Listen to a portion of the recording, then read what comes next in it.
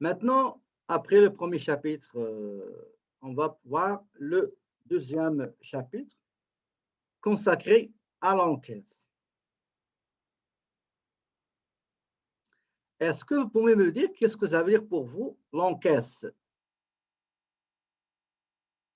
C'est quoi l'encaisse? Pour vous, c'est quoi l'encaisse, s'il vous plaît? Écrivez-moi qu'est-ce que vous pensez. Soit vous écrivez dans la case de discussion, soit vous levez la main et je vous donne la parole. Bon, je vais lire les messages. Encaisse de l'argent. OK. L'argent, c'est l'argent. OK. Les liquidités. OK. Les chèques. OK, c'est bon. Compte bancaire. Très bien. Est-ce qu'il y a d'autres choses?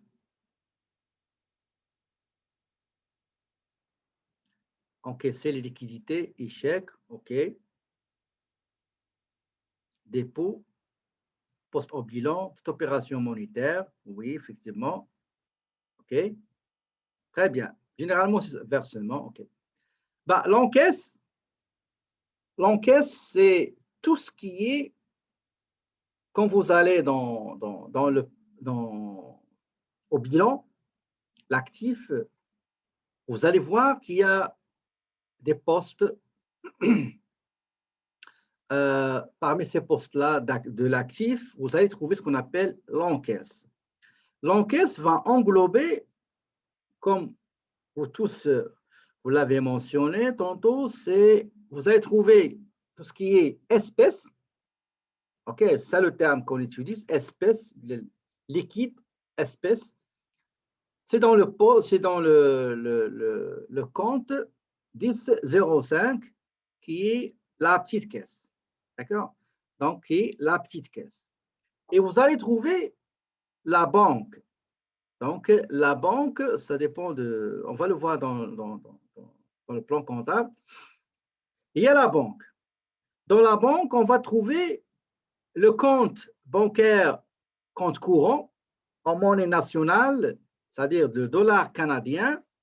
Et on va trouver aussi le compte courant en devise USD, par exemple, dollar américain. Et on peut trouver aussi les comptes d'épargne, okay? Compte d'épargne en monnaie nationale, compte d'épargne en monnaie étrangère, ou bien en devise. Donc, c'est ça l'encaisse. D'accord? L'encaisse, grosso modo, c'est la petite caisse et les comptes bancaires. La petite caisse et les comptes bancaires. Donc, la petite caisse, à votre avis, si vous pouvez me participer, pourquoi c'est bien d'avoir une petite caisse? À votre avis, pourquoi c'est bien d'avoir une petite caisse au sein de l'entreprise? Donc, ça, c'est la petite caisse, regardez. Il y a à peu près ici 1 million de dollars ici à l'intérieur. C'est la petite caisse. D'accord? Mais les billets ici, la monnaie en haut. Voilà. Donc, ça, c'est une boîte, c'est une caisse pour la petite caisse. On met un peu d'argent ici. Attendez, je crois que j'ai une image, la petite caisse. Attendez, ce ne sera pas long. Ça, c'est un peu de la théorie. Attendez. On va revenir à ça. Voilà, vous voyez, ça, c'est la petite caisse, comme celle-ci que je porte. Donc, la petite caisse, c'est très importante. La tenue d'une petite caisse, ça fait gagner énormément de temps et d'efforts. Comme vous l'avez tous dit, ça sert à régler, à honorer les petites sommes, ok, les petites dépenses qui ne nécessite pas des autorisations, des signatures, etc. C'est juste les dépenses, des petites dépenses, soit courantes, soit occasionnelles. D'accord? Et vous voyez, la petite caisse, il est vide. D'accord? La petite caisse, il est vide. Donc, il faut mettre un peu d'argent ici. Supposons, on va mettre, par exemple, $300 ou $500. Ben, regardez, ici, c'est vide, il n'y a rien. C'est rien. Et on va mettre de l'argent ici. Quand vous mettez de l'argent ici, on appelle ça l'alimentation de la caisse ou bien ouverture et création d'une petite caisse. Quand vous mettez de l'argent dans la petite caisse, on appelle ça la création de la petite caisse. Si vous créez si vous mettez de l'argent pour la première fois dans une boîte comme celle-là et va servir comme petite caisse, on appelle ça création de la petite caisse. Supposons j'ai mis 500 $, et à un certain moment, il reste 5 $.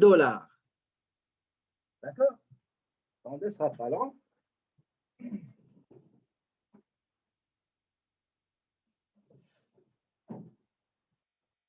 Donc, j'ai dit, il reste à peu près 5 $, et il faut ajouter de l'argent. Donc, je donne à la caissière un chèque, il va aller à la banque le retirer et il va mettre l'argent ici. Parce qu'on a besoin. Cette opération, on l'appelle le renflouement de la petite caisse. Renflouer la petite caisse. Si, par exemple, je n'ai pas besoin de mettre un chèque, je peux prendre l'argent de ma poche et le déposer ici et sera ce qu'on appelle apport du propriétaire. Ou bien, si vous le prenez, ça sera un retrait. Je vais lire vos messages. Attendez, ce ne sera pas long. L'alimentation de la... OK.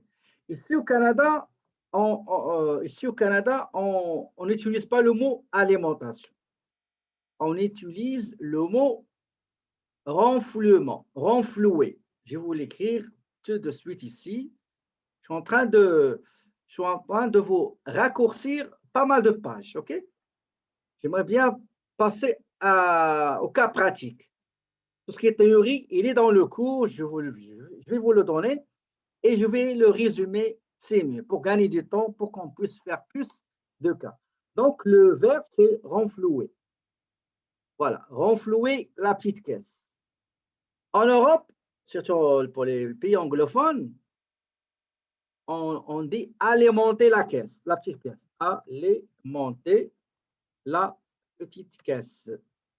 Ça veut dire faire une alimentation. OK? Pour le Canada, on dit le renflouement. Renflouement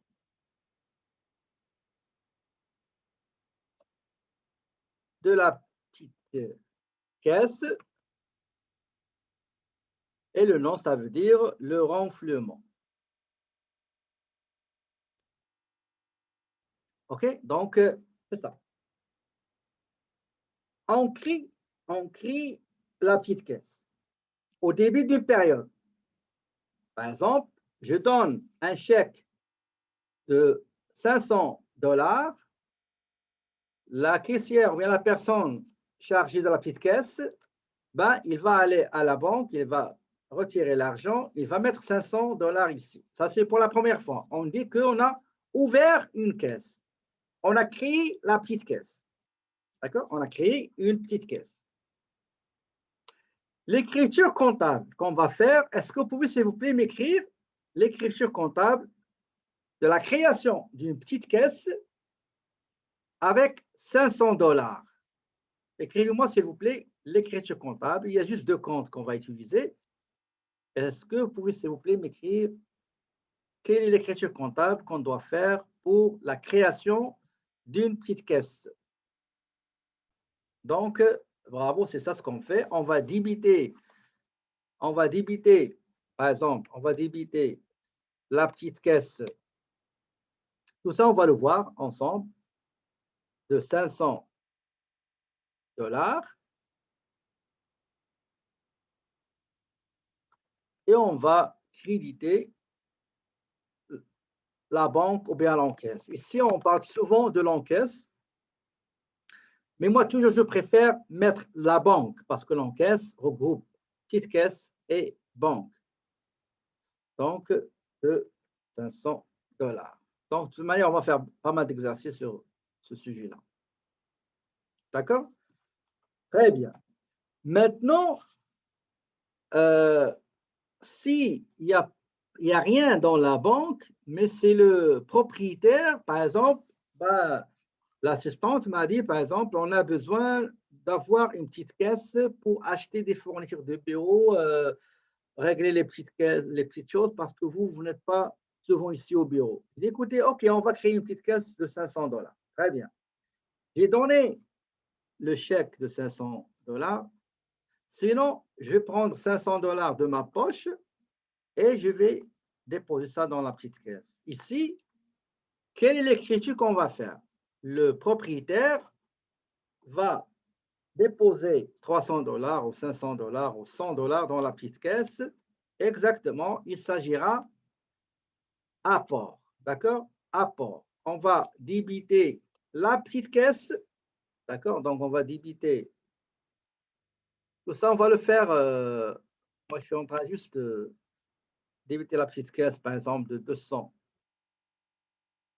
$. Et on va créditer propriétaire apport. Voilà. C'est bon? Maintenant, s'il manque, il reste 2 $, ben, il faut renflouer la petite caisse. Renflouer la petite caisse, c'est-à-dire alimenter, ajouter l'argent qui est manqué. Donc, toujours, on a au début, on a ce qu'on appelle un fonds de caisse au début de période. C'est pendant le 1er janvier, on a 500 $. À la fin du mois de janvier 2021, il nous reste 100 $. 100 $, on l'appelle fonds de caisse de fin de période, ou bien solde fin, ou bien solde final, ou bien fonds final. Et toujours, il faut avoir 500 $. Par exemple, si on est obligé d'avoir toujours 500 $, à ce moment-là, il faut renflouer la petite caisse avec l'écart, avec la différence. On avait 500 et à la fin, il nous reste 100. Ça veut dire qu'il nous manque 400. Soit le propriétaire va apporter 400, soit il va nous donner un chèque pour renflouer la petite caisse. Je crois qu'il y a quelqu'un qui a levé sa main. Annie. Oui, Annie. Oui. Donc, on va continuer. Ça, c'est une définition dans l'encaisse. Donc, l'argent liquide, les comptes bancaires.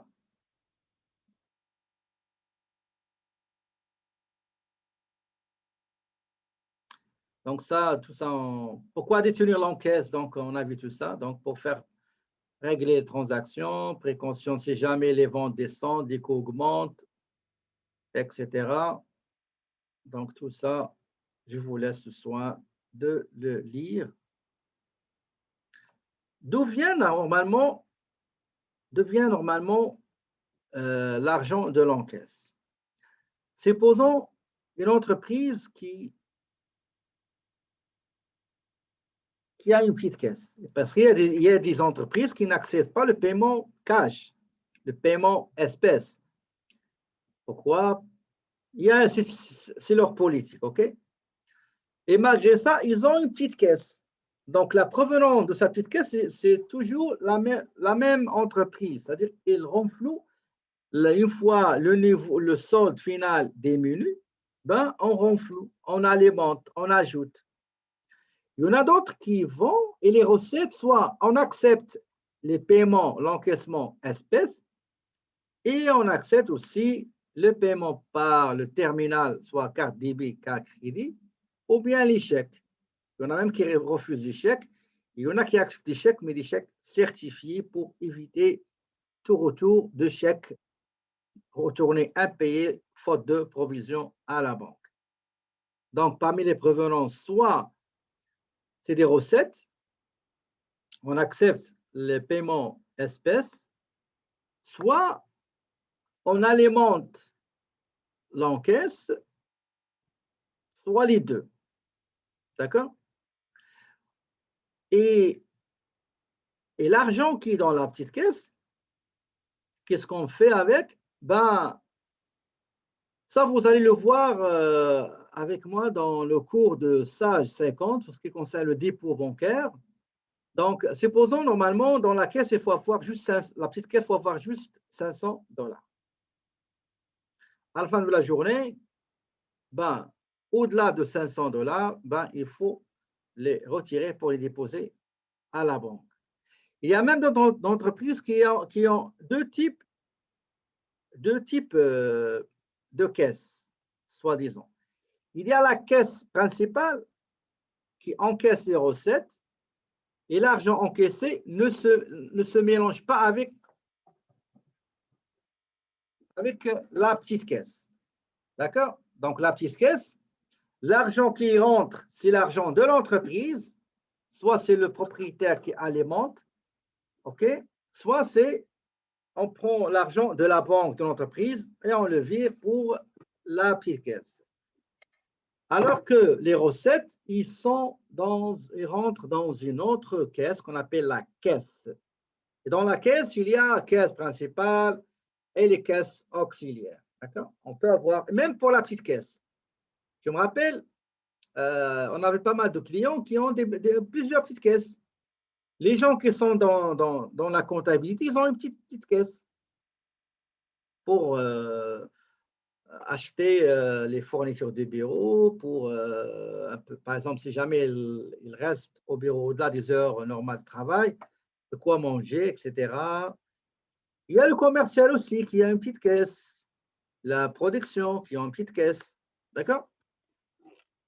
Et il y a une caisse centralisée, la caisse centrale qui chapeaute tout ça, qui contrôle tout ça. Sinon, ben, on peut pas contrôler, savoir qu'est-ce qu'on a donné comme argent et qu'est-ce qui reste et comment l'argent dépensé, comment il est justifié. D'accord? OK.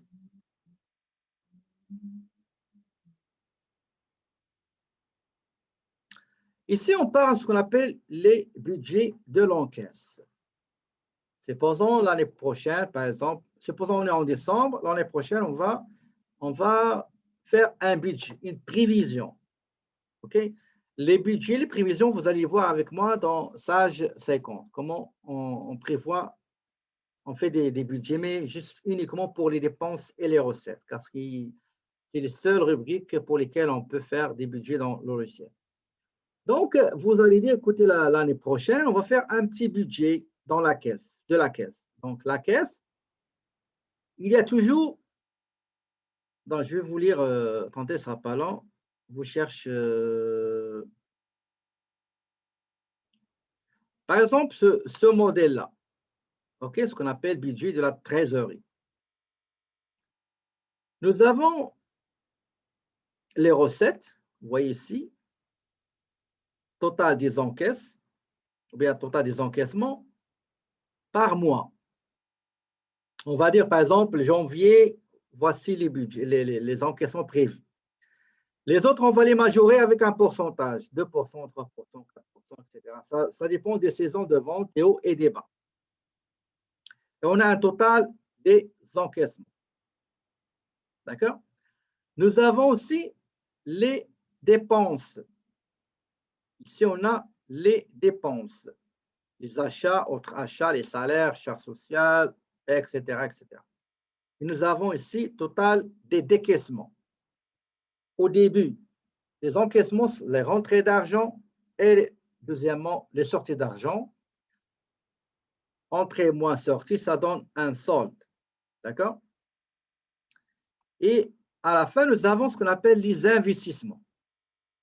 Les entrées, cession de terrain, ça c'est un peu mélangé, mais généralement, on les sépare avec entrée d'investissement et sortie investissement. Cession de terrain, c'est une entrée d'argent.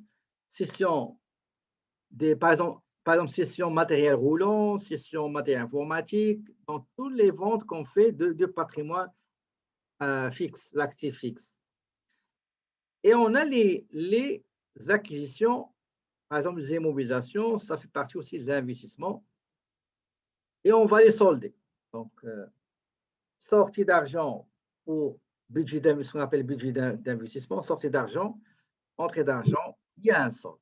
Donc, j'ai un solde départ de la période, normalement il faut qu'il soit ici, plus solde du mois ici. Nous avons la même chose ici, solde début, dépense de la période, et à la fin nous avons un solde final égale solde débit plus encaissement moins décaissement égale solde final de la trésorerie. On va revenir à, par exemple, celui-là. Donc, solde début, les entrées, les sorties et solde à la fin de la période. D'accord? Ça, c'est pour une trimestre. Il y a les recettes. Janvier, février, mars. Vous voyez ici, il y a des recettes. Et en bas, il y a les débours, les dépenses, les charges, les salaires, matières premières, frais de fabrication, les frais de vente, frais de gestion administrative, frais de financement. Ce qui concerne le financement de la banque, bien sûr, les remboursements et dettes. Et nous avons solde début plus entrée d'argent moins sortie d'argent. Et voilà le solde net à la clôture du mois de janvier et ainsi de suite. Est-ce que vous avez des questions jusqu'ici, s'il vous plaît, avant de continuer?